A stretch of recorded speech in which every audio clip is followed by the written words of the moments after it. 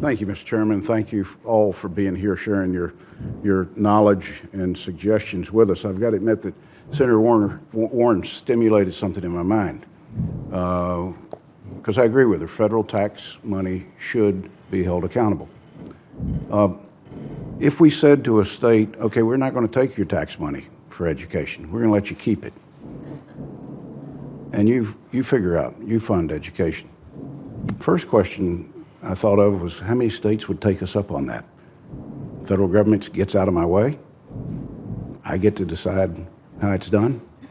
And really the important question that came to my mind was, how would they do it differently than they do it today if in fact we got out of the way but we didn't penalize them financially, we put the burden on them. So I throw that out to you just as a thought to go through. Here's my question, and it's extremely simple, and I'm going to start at this end with Dr. West, and I'll end with Mr. Lazar, and it's a more simplified question than what Senator Collins asked. My kids, now adults, never tested well. It's probably genetic. But they didn't test well.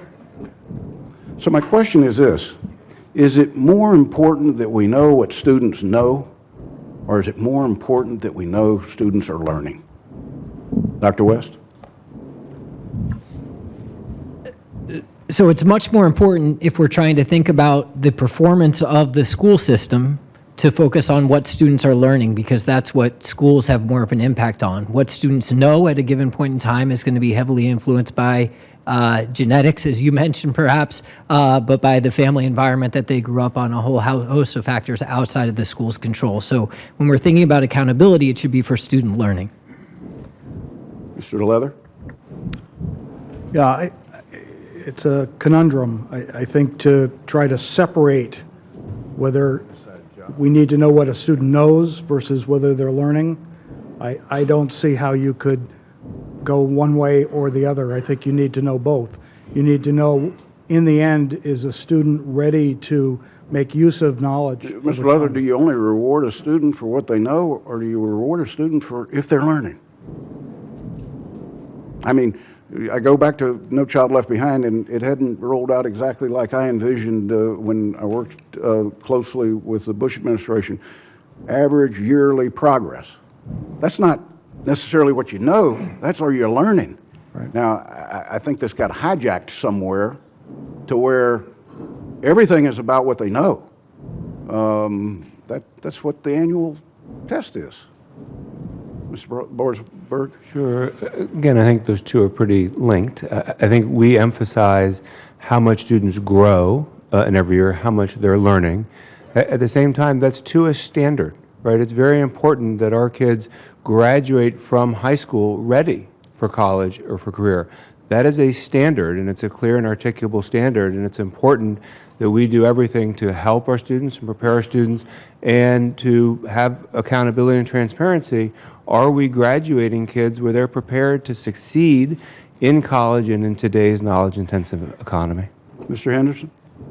It's an important philosophical question, but it assumes that students basically begin on an even playing field. I mean, part of the concern I have about the way in which the question is framed is that students who are poor, students of color, students with disabilities, students who are not proficient in English, are often not given the resources that they need, and only through these assessments are we able to demonstrate that the state has failed to meet either its own constitutional obligation under state constitutional law, or whether they have failed to make the kind of progress that would allow them to continue doing what they're doing without interventions of the kind that the law now would require. I mean, part of the problem we have is that when states are given the kind of deference and the kind of latitude that they have, you see a weakening of standards, you see a failure to invest in communities most in need, you see a reinforcement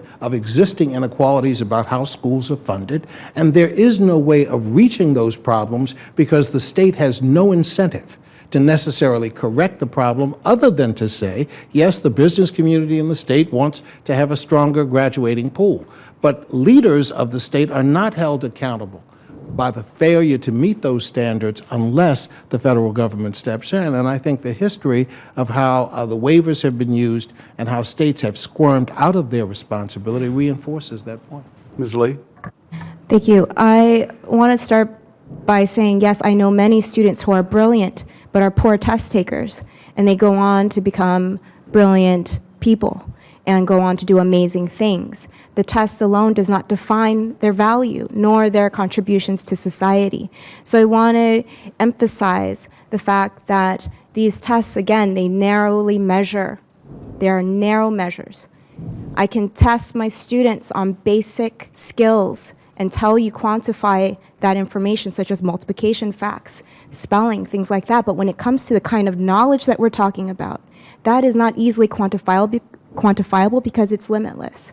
And there has to be a better way to assess students, to share information that goes beyond the realm of standardized assessments. Mr. Lazar? Yeah. My job is students learning, but for my students, I care what they know and can do. So I think schools should be accountable for students learning, but I think students need to be held accountable for what they know and can do, which is exactly the model we use in the consortium. Students at the end of high school need to demonstrate mastery on 4 different performance tasks. We could do a lot better job of helping students prepare for those and truly learning if we got rid of this notion that a kid who enters in 9th grade needs to be done 4 years later. Thank you. Thank you, Mr. Chairman. Thank you, Senator.